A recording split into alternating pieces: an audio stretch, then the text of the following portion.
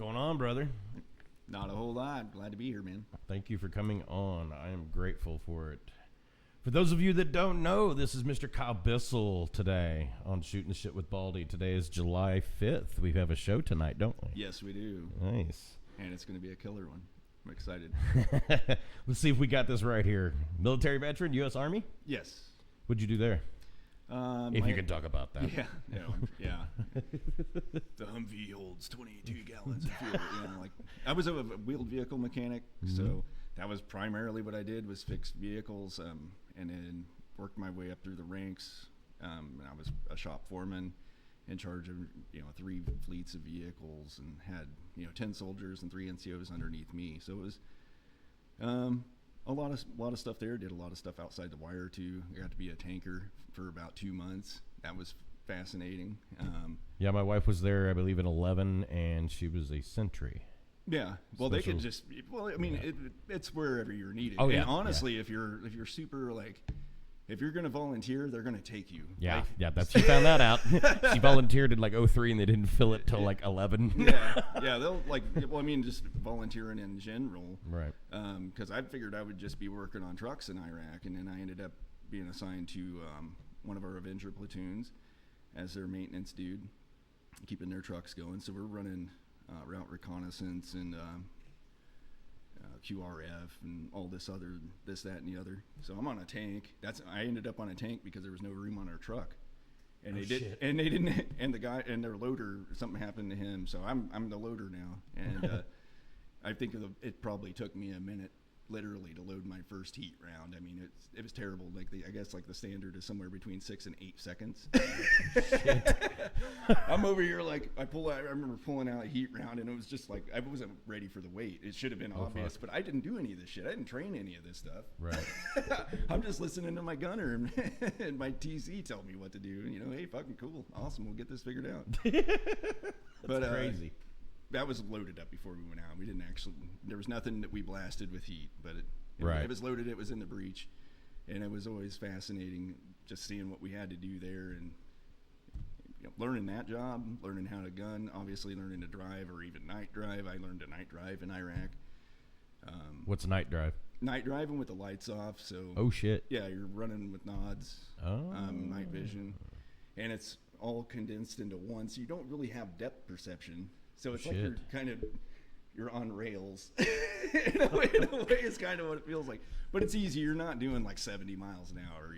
You're doing everything in a convoy or a patrol type setting. So the vehicles are maintaining, maybe 100 meters, 50 meters, something like that between each one. And you're definitely trying to get where you're going.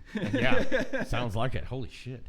So that was a lot of fun. I mean, all I did was just volunteer. Hey, we need somebody to do this. All right, well, I want to get promoted. The best way I'm going to get promoted is with experience. It's true. Not, I can sit there and daydream all I want and scare myself, and it don't mean shit because I don't have any experience from it, right? Right. And I can read as much as I want about it, and that's good. It's good because then you can identify things as they come up. You have a little bit background in it, but it's not the same as getting out there and doing it. So that was always a big thing for me. So I learned how to burn shit in Iraq. There's a photo that I share every now and again on Facebook where there's 3 barrels of shit burning. And from that day was whenever I was training our soldiers how to do that. Because you had to train somebody how to burn shit? Yeah, absolutely. You got to train. You got to learn how to. If you don't, dysentery will fuck up an entire. Oh yeah, I wasn't being in that direction. I'm like. It's not hard to light a match. Well, there's a method. There's chemicals. I'm sure there's a process. Oh no, just my wife was part jet of the fuel. Just JP8, literally JP8 and MoGas. And if my buddy had it down, man, he could burn a barrel of shit in 45 minutes. I mean, this was amazing. I was out there taking my time, 2 hours. Nobody's going to come bother me burning shit, so I'm out there playing my guitar and shit. If you want to come out and bother me and take over, you're welcome. But I'm just staying away from the smoke, man. We already got a fucking burn pit over here. Yeah, my wife's on the burn pit registry from all that shit that they were literally, I don't know what all of it. Everything. Any type of refuse went in there. Out there. Yeah, anything that would go in a trash can was burnt in there. So everything from plastic, you would have like spent links and stuff like Watch, that. I'm going to get a fucking visit for talking about this stupid shit. Well, I mean, it's the truth, and I think know. it's important to be discussed because people are going to need help. You know, veterans are probably... She's lucky. So far, she's only gotten, she's got stage 1 of asthma, which I don't even know if they considered it asthma or sinusitis, but they gave her a fucking albuterol inhaler, which is the standard bullshit.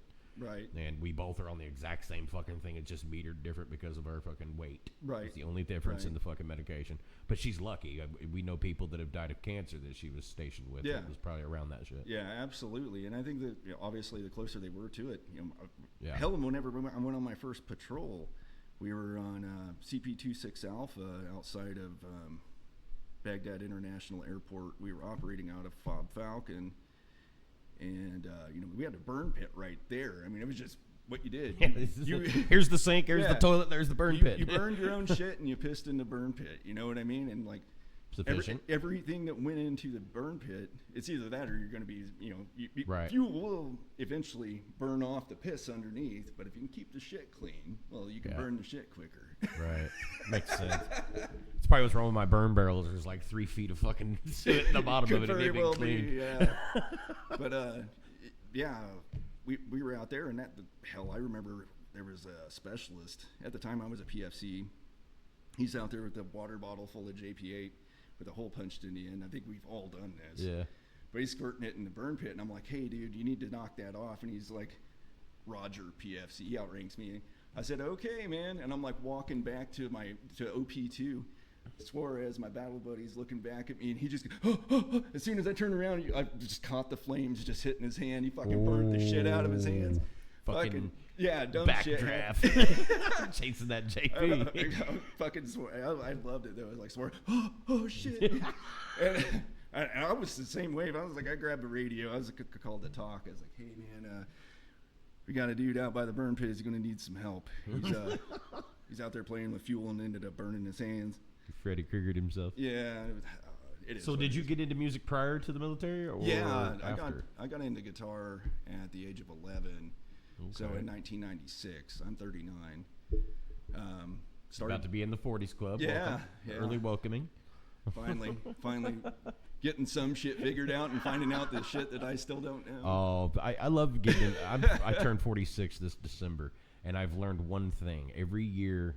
That you get older throughout your 40s. Obviously, you got 10 years in your 40s. So every year that you get older, it seems like something breaks on you, but you figured something out in your head that you couldn't figure out 25 fucking years ago by just looking at it. You go, that works. Yeah. It's a very strange trade, but it works. So what got you into music? A lot of it was my parents, that my mom was 17 when she had me. I was born in 1985, so what was she listening to in 1985? Lots of AC/DC, Ted Nugent, Def Leppard, Billy Squier. Right in the middle of the new wave. Right, yeah. So, the Cars, especially the Cars, man. I think I have every Cars album. I know that for a fact. I love the Cars. I think I've got a couple of 45s we just found because we're going through my mom and dad's collection. After they passed, I ended up inheriting them. And I was like, all right, I'm pulling what I want, and we're going to get rid of the rest. Right. But, yeah, I found a few that were like, holy shit, how the hell did this survive? And then you go to play it, and it's like, it didn't. I've got a fucking Saturday Night Live Fever CD, or I keep wanting to say CD, a vinyl that my dad had bought, and I drew all over that motherfucker, all over the cover, all over the walling on the inside of it. But yeah, so you got into it early. Yeah, I got into it. I'm self-taught. Same here. It's just what little I do know. Yeah, I mean the same here. Like the guys in Syraxis, they're actually they were band kids. They were both doing percussion. Taylor, he's won awards whenever he was in high school doing that stuff. They both went to college for percussion for a few years at least. They're really good. They know their rhythm. So we'll be trying to tab something out, and I'm over here doing it all wrong. And they're like, "Hang on a second, man. Just do here, bam, awesome." And it's put in great. So they know their stuff. I'm not necessarily the greatest at it. I can brute force it and make it work, make it play back and sound right. But I feel you. But if there's somebody out there that's looking at sheet music, and I'm better off to let them do what they're doing because they are very efficient at it and know what they're doing. Well, let's get into this. Basically, this is Kyle Bissel. Howdy. He is the bass player and lead vocalist for Syraxis. Yes. He operates, I'm assuming it's still operational, Field of Screams. No, it's not. No? Like I said, it was abandoned. Not out of spite or anything.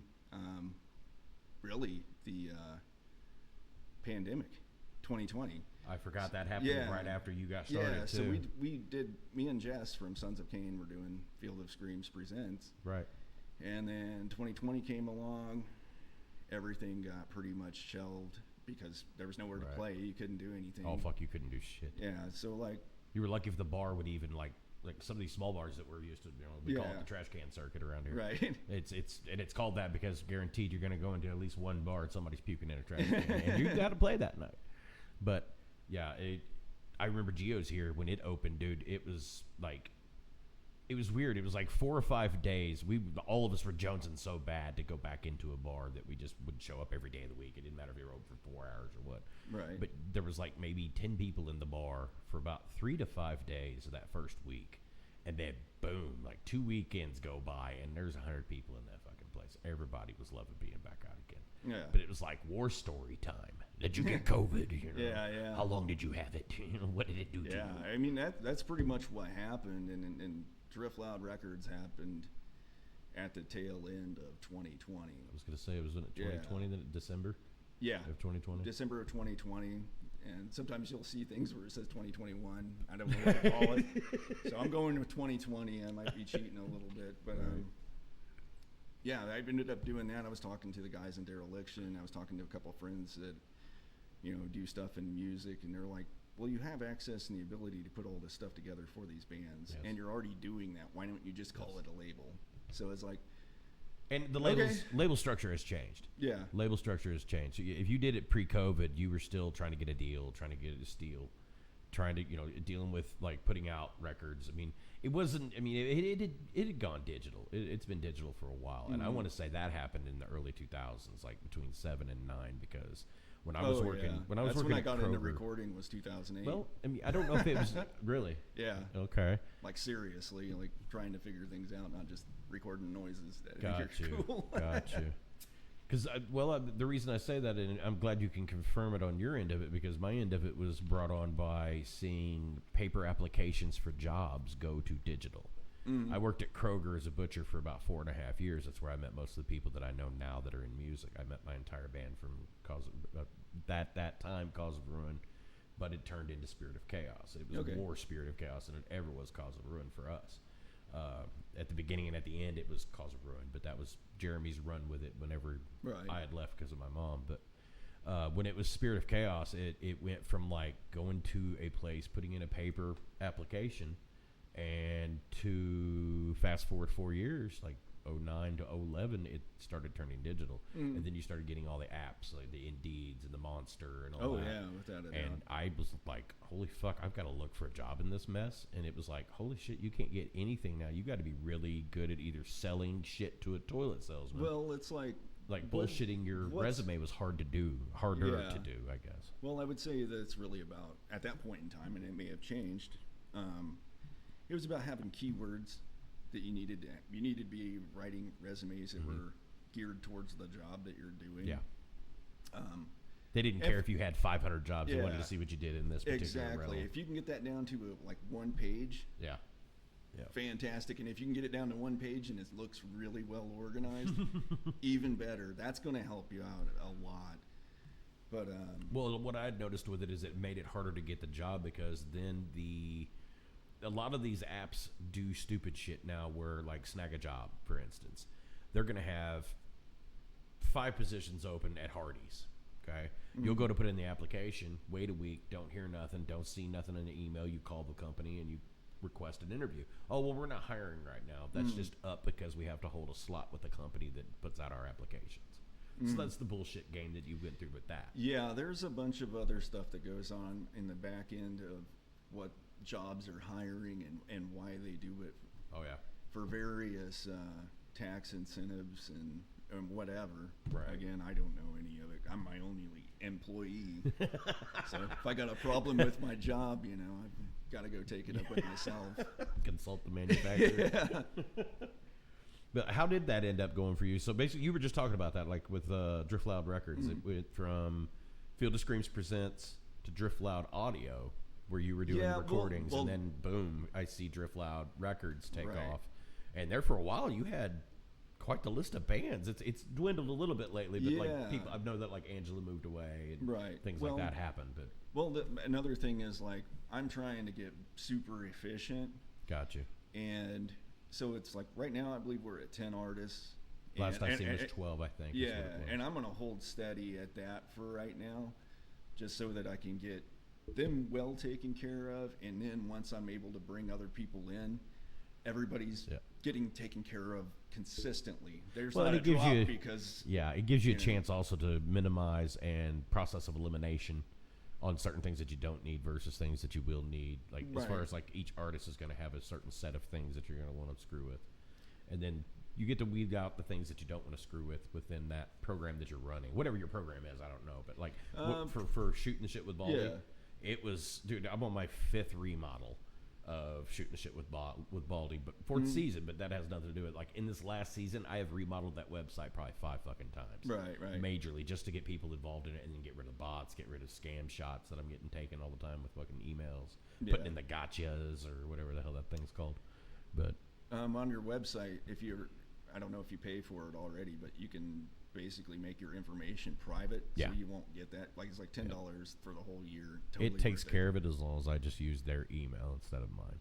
It's kind of an add-on for the freebie side of it. Right. But like as long as you got like the I don't know who you use. Do you code your own? Or no, I go through Wix. Do you go through Wix? I use Weebly. Yeah, I've been using Wix since 2018. That's whenever I started Drift Loud Audio.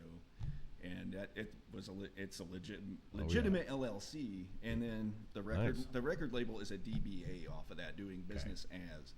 So, and it was like, well, Drift Loud Records is a record label. Drift Loud Audio is really kind of geared towards recording. Gotcha. So we could just throw it all under Drift Loud Records. Everything that I do really falls under that. That's what I'm doing with the Baldy. Yeah. So like live shows, I got sound, I got lights for all that. I can run that, set it up, whatever. I'm having fun, you know. Yeah, that's the key, folks. That is the key, boys and girls. Have fun. Yeah, and if you're not having fun, you're doing it wrong. I enjoy doing that stuff so other people can have their fun, you know, whatever it is that they do.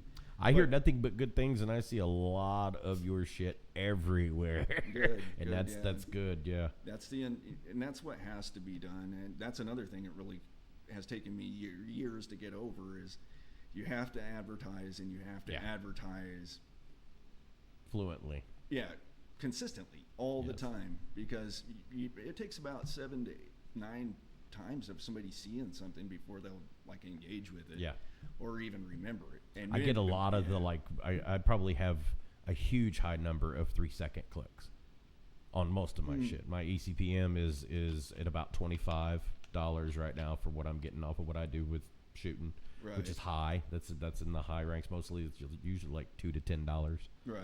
But we're sitting pretty decent in the algorithm right now. So and that's through Rumble. Like Rumble is I call Rumble the YouTube evil stepchild. Oh, okay. Because it's the same people. It's the same logo. The podcast environment is just ridiculous. It's held completely different from what Spotify and the rest of the artists are dealing with. I was like, I could put your podcast. It's not even a podcast anymore. They're technically vlogs. Oh, okay. Well, if you're doing anything with a video, it's technically a vlog, but everything has fallen under podcast. Right. And I mean, I don't care either way. It's technically a TV show if you're doing a series like what I'm doing, but you're not on TV. You're on YouTube. So you get to go, do a different kind of run with it. But the original premise of a video with audio was a vlog. And then they had the audio podcast that like you've got on like Spotify, or like I was on Pandora for a little while with season 3, season 2, I think, and 3 were on there. But now everything has been pushed to Rumble because they have you have a better chance of getting paid. Okay. Through Rumble. You don't have to have the 1,000 subscribers with 100 likes in this quarter, or whatever the fuck scheme YouTube, Facebook, whatever you're on. I think that the biggest thing that content creators should be looking to do is merchandising. That's where you're going to make the most money. Okay, you have to make money to feed the people in your band. Gotta make money to spend money. And then you got to feed old boy who's going to be over there standing in the merch booth all night. Right. And he's probably the driver too, so Yeah. you better make sure he's well fed. If not the bass player. You know, I mean, there's a bunch of roles that are getting taken care of, but the more people you have that are with you, the more money you're going to have to be generating, Yeah. or it's going to have to come from somewhere, or Oh, yeah. you're going to have a bunch of people burning your fucking house down. I learned. With you in it, man. I seen some of that last night. I ain't even playing. I watched a guy sit outside of a place last night where I told you where I was. Not gonna name drop on here, but I was sitting outside of a particular area in Mount Vernon last night, having a few adult beverages, and I watched a guy walk in. Like when I pulled up, he was in his vehicle, right next to my wife's truck where I pulled up. And when I go inside, I happen to notice he was sitting out there, and I go inside, and I'm sitting there. I've already had like 3 beers. Right. And obviously he comes inside, looks where there's gambling, looks at the other door, cusses. I can't tell what he's making, but I can tell he's pissed. He'll walk back to his car and left. So somebody about got their house burned down probably last night too.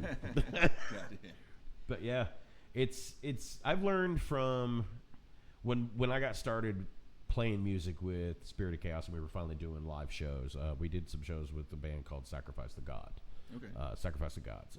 Leon and Larry White and Timmy and I can't think, Justin Cooper, all were part of that band at that time. And Justin Cooper and Leon were probably the 2 biggest marketers I have ever met in my life. They would put their name on anything and put it out there. Yeah. We were stealing Garbage Pail Kid flyers, whatever the fuck we did to put our shit on. Constantly, like I learned how to market my shit by watching them. Right. Excuse me. Yeah, you got to be careful with the licensing type stuff and the like. Once you're an LLC, yes. Up until then, you can kind of hit some gray areas. But sure. I've never had anybody. Right. The only time I ever had any trouble. I just try to avoid it entirely, so that's why I do do now. illustration. I do, yeah. You know, if the bands have artwork that they're getting from somewhere else, that's fantastic. As long as we Right. have like a clear chain of custody of where that came from, and that they have the rights to use the image Right. of merchandise. Right. Fantastic. I get that through the LLC. You have to because it's going Yeah. to get fact checked all fucking day. Well, it doesn't matter. I mean, if they catch you doing that, like if the licensor, like say if you use Disney, if you're crazy. Oh well, yeah. But Disney or Nintendo are like 2 of the biggest IPs, and I can think of in entertainment. For me, you can Right. tell what I pay attention to, right? I guess Disney and Nintendo, but you want to Not use bad. something like that, I guarantee you're going to get a cease and desist. And if you do continue to do it, then they're going to come after you, and at least.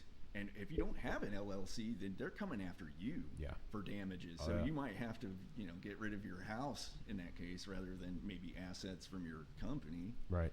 See, I found that all out through our conversations that we've had in back channels about like what I'm doing here and whether or not it would cause any licensing, because half the bands that come here are through you, Yeah. through your company, and are represented by your company. Let's put it that Right. way. And I didn't want to catch any audio flags. Well, I can go and put the Golden Girls on Rumble, and they don't give a fuck. Like Right. that's where it's like, okay, I have some gray area here. Right. But I'm only making a small amount of money off of this. I'm not making Yeah. tons of money off of it. I'm not using anybody's shit on purpose. Audio has a weird gray area in it anyway, because between podcasting, vlog, television show, any of that shit, it's a hard area to manipulate and get caught for using sound bites. Right. You get what I'm saying? Like if you use, like you've got Fair Use Act, Right, where you're yeah. allowed to, as long as I am doing this in this type of realm, which is Right. No, I mean, I a get it. vlog journalism type And thing. the vast majority They of won't the say time they shit won't usually. care. Yeah. But somebody may strike you again if Yeah. you're doing Nintendo stuff. Yeah, then we're not doing Nintendo stuff. The worst it might, like Yeah, I don't noticed go- that don't go even play with the major streaming, corporation. even streaming has gotten different, like in the last 5 years with that, because now Nintendo doesn't fuck around. You can't even get a VCR attached to your damn computer anymore. It'll come up flagging the fucking streaming card. Oh wow. So like, there's a lot of difference where it didn't used to be that way. It used to be you could go and get an analog, Well, it used to. component It fucking was the Wild USB. West. Dude, it was crazy. YouTube, I was in the remember. army during that time, and I really wish, maybe on a flip flop, that I would have been able to jump on the MySpace and be in a band type thing. That wasn't even yeah. on my radar. Obviously I joined the army and did that, but I was like, that was pretty much the last time you could expect anything organic to really get out, because everything gets flagged now. If it's doing very well, if you have a post that does very well, what do you get? A notification that you can boost it. Oh yeah, And all that's Facebook telling, all day. all that's telling you is that You're doing your well. your shit's gone as far as it's going to go. Yes, that's another thing. Pay I some remember more when money. you used to be able to share it to like every. If you had 1,500 Yeah. friends, 1,500 motherfuckers are going to know about it Yeah. today. Now they only let you like 99. I think is as far as it'll go. Yeah, and then, it's turned in it was always going to go this way. Everything does towards advertising. Advertising is the biggest thing. oh yes. It's it's definitely bigger than most of the products that Yeah. it's actually there for. Yeah. I could say I would agree with that. But like I was saying with Rumble, it's a good start for me to go there and do this from here on out in that realm because, like I said, it's easier to get monetized. They just ask that you don't put it on any other content on any other realm. If you're going to get monetized, you want to go through Rumble. Oh, You have okay. to solely go through Rumble. Makes sense. So that's the way they've got it designed. Exclusivity. Yeah, if you But want to that get paid makes for it. sense. But it Honestly, allows you, there's solidarity in that design. and it allows you to link your YouTube stats and Okay. analytics. So it'll ask for the YouTube link to that video if you're going to put them on both platforms. Okay, so you And can the still logo do is it? like a green version of the YouTube red. Oh, okay. So I can tell you right out the gate, it's probably YouTube any fucking way. Right. It's just 10 times easier to get monetized for gamers, for anybody that wants to be on it. You can stream through it. You can do a live on it. You can do anything you want to it. The only thing it doesn't have is like, one thing I've noticed is if you've got a shorter video, the shorter videos, they won't monetize as easily as the longer, like the 2 hour, 3 hour, 4 hour podcast I can see that, versus like a 30-second clip that I'm going to use for advertising, or like for like instance on my page when you go to sign up to be on the podcast, there is a video that shows you, hey, there's a west beacon, don't go there, this is east, informational type, and it's monetized. So every time somebody watches that and actually gets the point, they have to click off on the video that they've watched it. Right. But it is monetized, and there Right. is a reason for that, because I, like yourself, you learn, put everything out there. If you're gonna do Yeah. this and you want to get paid, you've got to have no holds, Yeah. minus the rules. Those are the only hold, the only. Yeah, legal, moral, and ethical. Yes. Yeah, very, very. Yeah. That's my. Yeah. That's my three Tends litmus to be right good. there. Okay, yeah. It's a good list. It's been working out so far. But It's a good list, though. that's what I look at, and outside of that, I can do whatever I want. Yeah. That's completely allowed in America. Ethically, is what I'm doing. Is it hurting somebody at all, let alone a bunch of masked people? Am I out here dumping mercury into the water supply? No, we have enough probably. We're bringing you heavy metal in a different way. Right. One that won't make you sick. So, Or maybe it will. but ultimately, like trying to help out artists, so like Right. visual artists and videographers and motion graphics guys and all the other stuff is really just trying to create a place that facilitates that for everybody. That's Right. really what I want to do. You all right there with the Mountain Dew? Yeah. I enjoy it. I like what you're doing with it. I've always, like I said, when I first seen it, I was like, damn, somebody beat me to the punch. And then I realized it was you. I was like, oh shit, I've met him. Yeah, well, 10 years ago, it's 2012, 2013, I was living in Colorado Springs, and I had a recording studio there. I mean, I was very, very rough back then. If you think my stuff sounds bad now, man, it used to sound worse. I'll be honest with you, man. I like what you do on Xeraxis and anything else you've been everything's attached to. Everything's a constant improvement. Here's Oh, what yeah, went wrong. always learning. Let's get better and not sit here and kick ourselves in the teeth. But I got off track. What are you talking about? What we were doing, talking Oh, yeah, I started, I was working on a record label with this other dude that was in a rehearsal space with me. He was doing web design from his space there, and I was trying to record bands and have my own band and all this, that, and the other. It pretty much turned into a lot of partying and like... As it does. Yeah, bong solos and all that stuff got recorded, though. That's what's great. So, bong slide. The lost tracks. Yeah. But, we had that going on, and I realized that was way in over my head. I didn't know what the heck was going on. He was my partner. He was the one that was handling getting everything on Spotify. And at that point in time, Gotcha. I think maybe TuneCore was offering something like that, but DistroKid didn't exist until 2015. Yeah. And I was like... Shit, we were using Reverb. Yeah. Reverb Nation. You could put anything on there as long as you said it was yours. They didn't give a fuck. Yeah, exactly. But all that's changed. But now it's great because you do have you have DistroKid, TuneCore, whatever it is that you want to use, and they all offer different things. I prefer DistroKid because it's simple. Right. If you have a cover, it's fine. Whatever, they take care of all that stuff. Nice. Yeah, so you can have a cover on your digital. Gotcha. I was curious how you got past with that. Yeah, that's how that works. Because I know the three major, the ASCAP, BMI, CSAC. I think is the third one. Whoever owns the publishing will get all the pay from that. I mean, whoever owns the publishing for Sledgehammer by Peter Gabriel. Yeah. Did he? I don't even know if did he write that or was that his? I believe it was him, but he also had some top notch everybody in the studio with him as far as studio musicians. Yeah. But I have no idea what the. Oh, you've got some. Don't get it twisted. You've got some good notches on your belt with the amount of artists you've got right now. You could pull some shit if you wanted to. Well, doing along those lines where you find an Angela French and get 6 or 7, ninjas together to put together a good fucking album for her or something. Along those lines. You could pull that all day. Yeah. You have a ton of hired guns now you can run with. Well, another thing is that I usually just record the instruments for all the Mr. Shipley stuff that he's done, that we've done together. The Syraxis thing. I played guitar on that and put together. He had the drum beats, he had the skeleton, the main melody. Yeah. So these songs are his. Right. I'm just over here, putting beats behind it and bass and some guitar, whatever needs to enhance the song. But I play guitar and bass on that stuff. I can program drums. I have another person that I'm working with right now, and that's exactly what we're working with. So he comes over on usually Wednesdays, and we'll spend about 3 hours together working on his projects, which he has about 5 different songs he's working on, and we do some shifting, get everything in focus, and eventually we'll end up doing a release on that. But nice. Is this something being current, or were you just giving an example? No, that's actually something that's going on right now. Yeah. Nice. So who all's involved? It's just me and they're Maldonado, and I know him as Aces Northman, but but a really cool dude. I've known him for years. He's fun, absolute blast to work with. So nice. That's all I look for. Really, is it fun? And yes, it is. Do you have some favorites that you like to work with, as far as outside of Syraxis? I would, if they're on the label and I record with them, that's a pretty good indication. Now, that doesn't mean anything against anyone else who records anywhere else. Let's get ready to ask. Well, Cause of Ruin's latest recording blows anything I'm going to fucking put out for the next few years. I mean, really? It is fucking phenomenal. I think it sounds I'm ready great. for that vinyl. Yeah. I didn't get that put together. No, you're good. You got time. I've had a million things going on. You're fine. I totally understand it. I see what you're... I see 90% of what you're probably involved in, so I get it.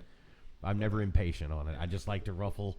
I've been driving Murder Machine nuts for a vinyl. It's probably my second favorite of what you've got going on right now. Bricklayers is a third favorite. Cause of Ruin's always going to be Cause of Ruin for me. Well, I'm more than happy to put that stuff together if there's a buyer, because I know it's expensive, man. Yeah. I mean, it's $60. $60 a pop. Yeah. But I've done that way because I can't afford to have a warehouse full of. Right. Well, that's what I was getting at. So much has changed when it comes to that. You realize people are still doing cassettes. Mm-hmm. Bands are still putting out cassettes. Yeah. Bands are still putting out 8-track. There are brand new 8-tracks. That's why I just bought one on eBay. I had to put it in my system here because I cannot believe that the I get it, because digital music is digital music, and you can't really make a lot of money. And you can if you're a top-notch artist. Well, I think there's also for the local scene, it is hard. Yeah. So it's difficult. If you want to cultivate an experience for the listener, you're going to have to give them something tactile to mess with. Yes. And their phone, their phone is something they're always messing with, but they're always messing with that. So it's just something in the background. Right. Whenever I remember listening to music or buying tapes, CDs. I mean, riding home with my mom, just looking at all the artwork and stuff. I mean, there's a whole huge experience that happens outside of just listening to the music. Yeah. I always thought as a kid that was to me, it was almost a necessity to go with the music. Today's world, I think you're wearing a shirt that I actually just I am not playing. Dude, Dr. Orpheus Project. If you are a fan of horn sections, big band, heavy metal music, and artwork, you gotta watch these guys live. And buy the album first, then go see them live. I did it the other way around. I went to go see them live, and I was skeptic.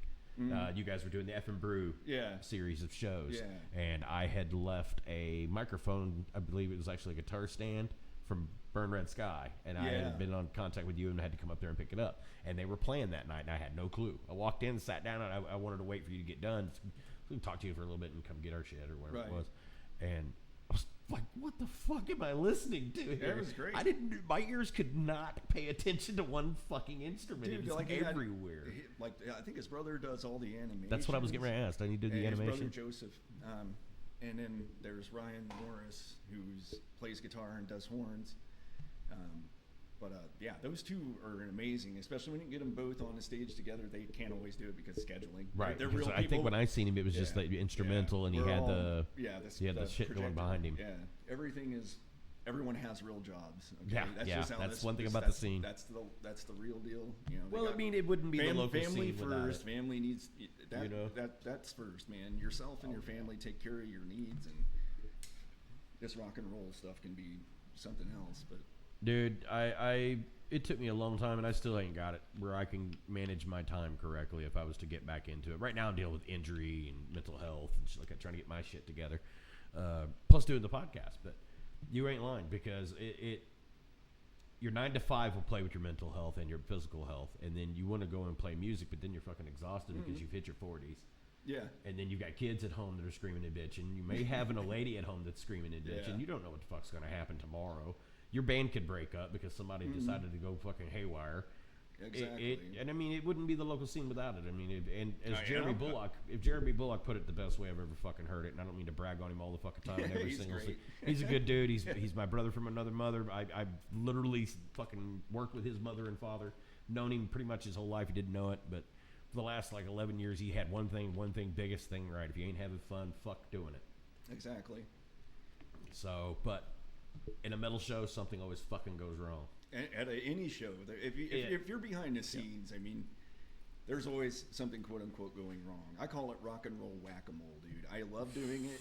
There's a reason I keep doing this shit. So it keeps me busy, basically. I don't know if I got ADD or what the hell's going on, but it keeps me busy. I'm happy. And but there's always something quote unquote going wrong, and it's really just taking it, rolling with the punches rather than bitching about getting hit. Nice way to put that. You're gonna still get fucking hit. Are you gonna stand here and bitch? What are you gonna do?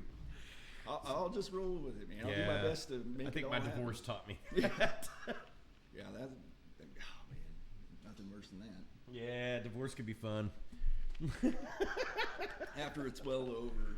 Oh, during. And long forgotten. During it could be fun. Hey, I paid all my child support and got done with that, and I have no communicado with that lovely individual ever again, so I don't give a fuck. Yeah, it's But as you were saying, rolling with the punches in the scene is it could be a pain in the ass. I can only imagine your headaches at times, because you've got a lot of fucking hats to wear in this. You're a band member, you're a recording artist, you're a recording studio. I would like to point out that Syraxis did the least amount of promoting for this show. That can't be true, because I've seen Syraxis' opening for Cause of Ruins EP show probably about 30 times in the last 2 weeks.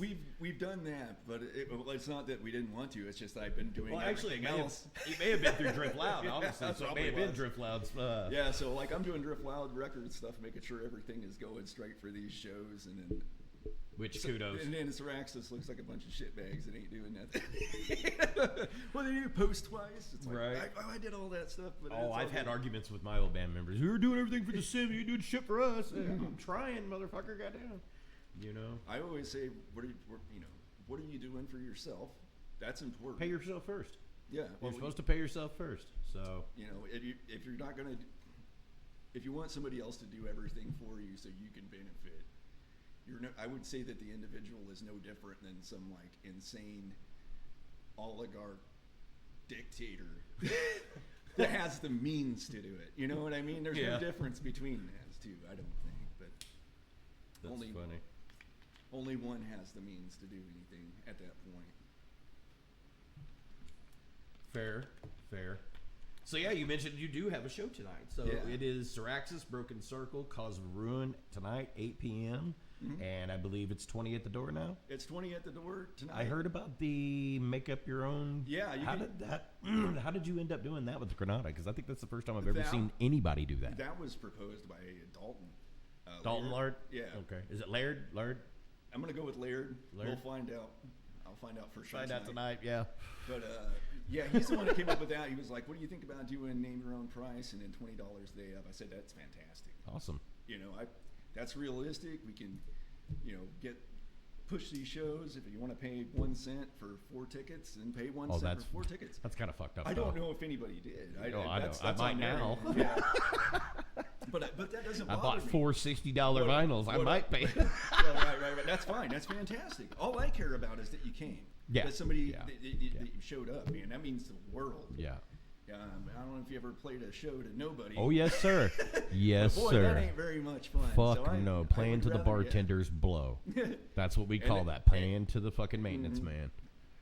Because that shit sucks. You spent fucking. Now, I mean, I'm not talking about like and then winter shows where you've got to sell tickets from this area because you're a little closer to St. Louis, aren't you? No. Are you still the same? Well, distance? it's 108 miles from my house. It's closer for me. It's only like 73, I think, to St. Louis. Well, I got to take 70. That's the quickest way to get over to St. Louis. Yeah, see, I'm taking 64, or whatever the fuck it is. My wife usually drives when we go, so.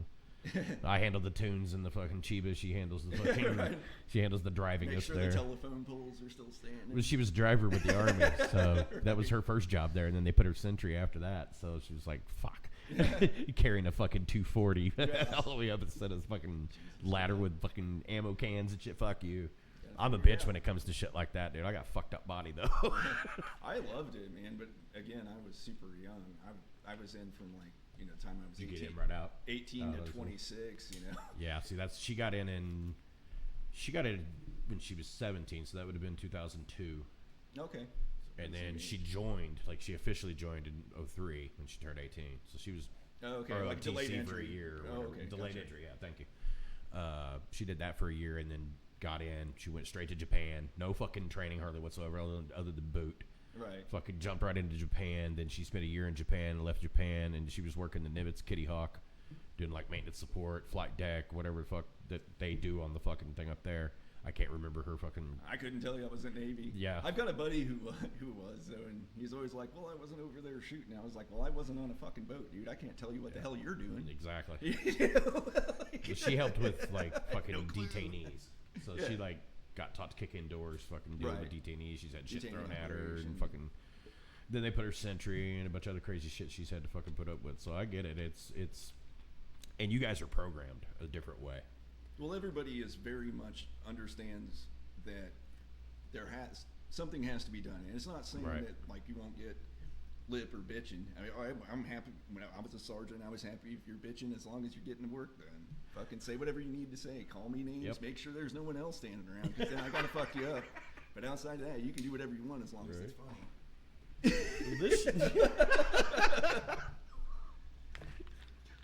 That's one way of looking at it, I guess. Jeez. I don't know. I think I had too much of a mouth. I think half the people in the platoon would have beat the fuck out of me and found me dead somewhere because I have a tendency to just run my fucking mouth. Well, it also depends. Understand that like a lot of my humor actually comes from that, and it's taken me years to calm it, like tone it down to work in a back home setting, because my sense of humor used to be incredibly dark, dude. Yeah, I was raised by a Navy man, married a Navy woman. Oh, okay. So I've been around the mouth. I can get the jokes. I understand the terminology. Right. I can tell when a veteran is definitely not in the right place at the right time. Some of you, like, back to the wall, and all you did was say hi, and you walked in a room. It's like, oh, fuck, yeah, he's not having a good time here. Yeah, you know? well, like the big spaces, like 4th of July, I just don't like being out in the crowd, man. Like, I don't want to be in a crowd with shit going boom. Yeah. Like, we went to the fireworks. We went to the fireworks. You enjoy yourselves. I'll be at home with my headphones on, fucking mixing some shit, dude. I figured you'd be more the gamer. I do game. I play a little bit of ESO, but I don't I play ESO right now. Right. I've been playing a lot of Diablo 4, but I'm more like a What's your console of choice? PC? PS5.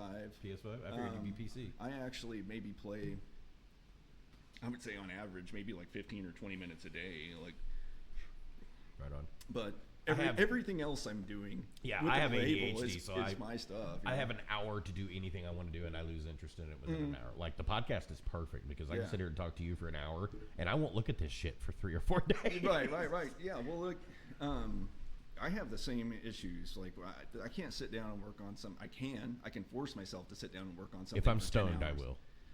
I can just do it, but I hate it. I've learned to fucking hate whatever it is I'm doing. Damn.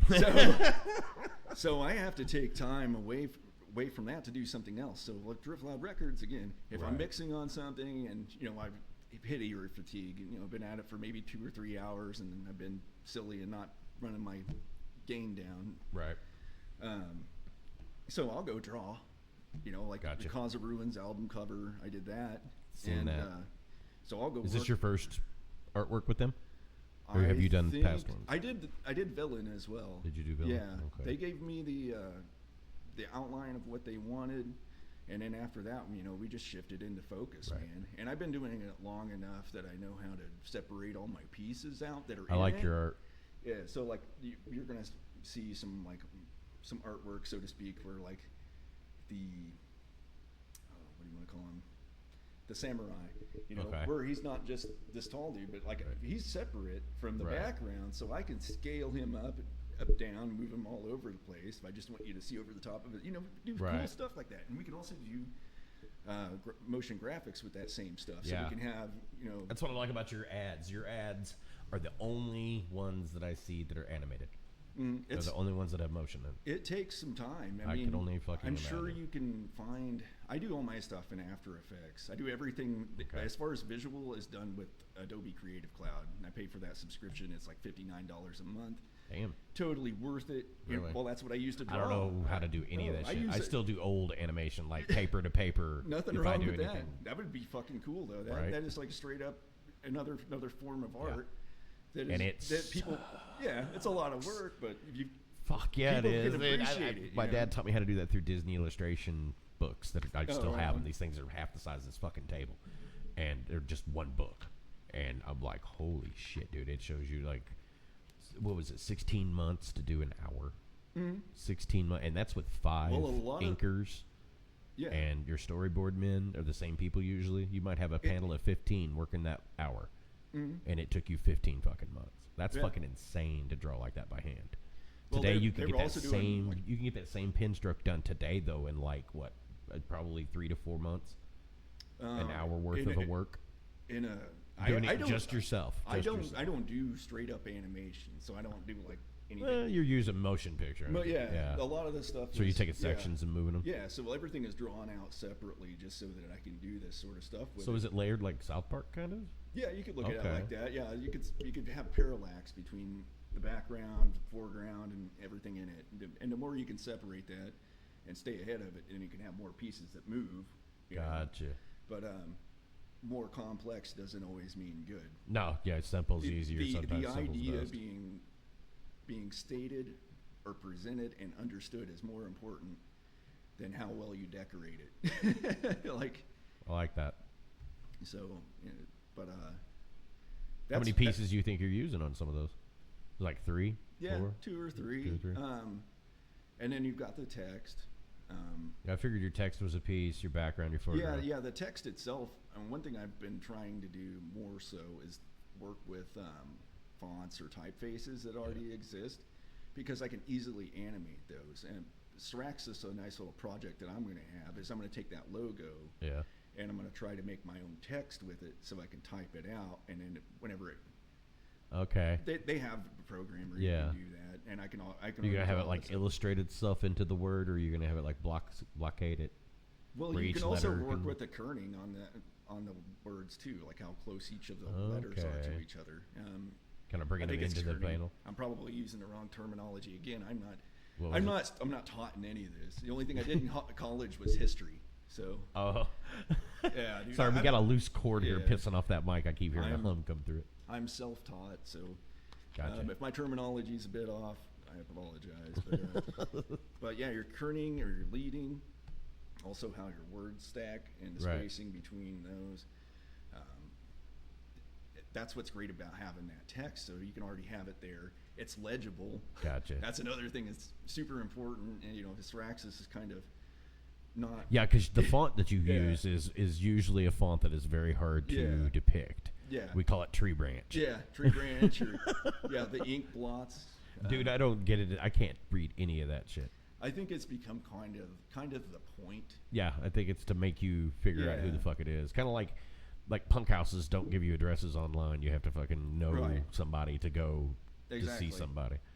So, but like the show, you've got back-to-back shows too. It's like I was saying, you got fucking several hats you're wearing this weekend. Yeah. So how's that I'm going? excited. Oh, I imagine. I'm excited. I'm looking forward to it. How this came up, well, I was around December, a little bit, probably between Christmas and New Year's. I got a hold of Dalton and was like, hey, I'd like to do a Drift Loud Records showcase. It'd be an all-day thing. Right. One day only, sometime between, I think it was like August and September or something. And he's like, well, I can do July 5th and 6th, and we can split it up over 2 days, because he's like, I don't want to be here all day. Yeah, that I was. said that's that realistic. was the issue with Yeah. Metal in the Mountains. Yeah, I was like, that's realistic. I can Right. appreciate that.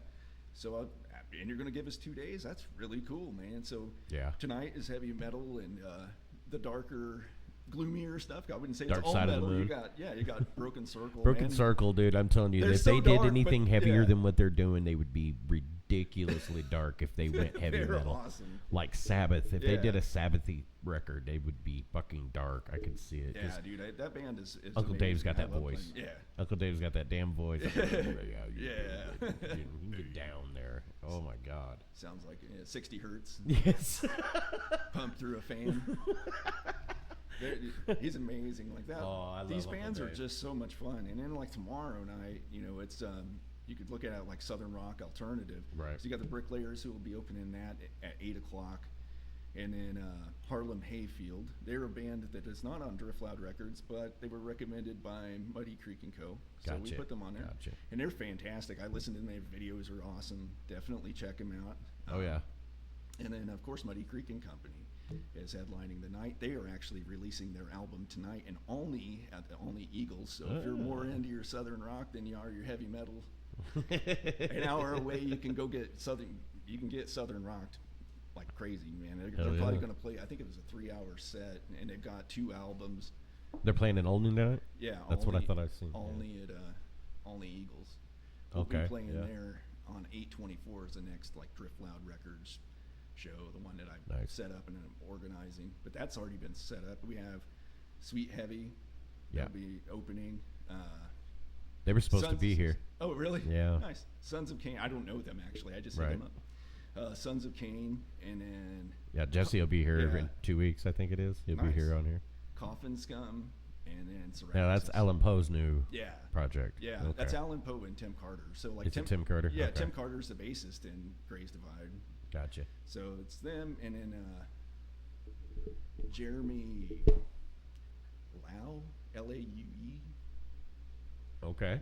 Really great guitarist, man. The dude came in and slayed it. I mean, I Nice. didn't have to do. I was happy to record. I'm like, oh yeah, yeah. You just keep doing what you're doing. Fucking A, man. I'm not fucking with a good thing. But Right.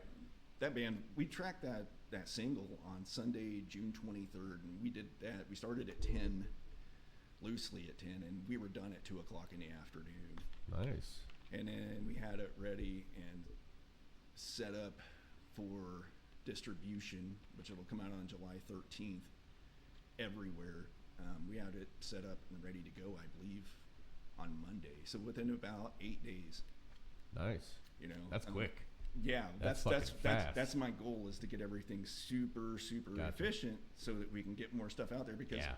the public, those are the people we're trying to entertain, and They want to see some new stuff Right. a little more often than every 6 months, which I get it. I'm guilty of all this shit. Well, I mean, you got 10 bands, 12 bands Yeah. that you're doing by yourself. You're doing all the artwork, all the... Not all of it. No, but I I'm do saying it. like in the coding to set it up, you've got to drop that shit in there. You've got to get it set right. You got to get your Right. fucking fonts right. Otherwise, it's going to be too big or too small. Right. You got to have the mobile section right. Yeah, Otherwise, it looks exactly. fucked up when you go to put it up. I've been down every one of them fucking roads. Yeah, I it's still do it with time-consuming, Weebly.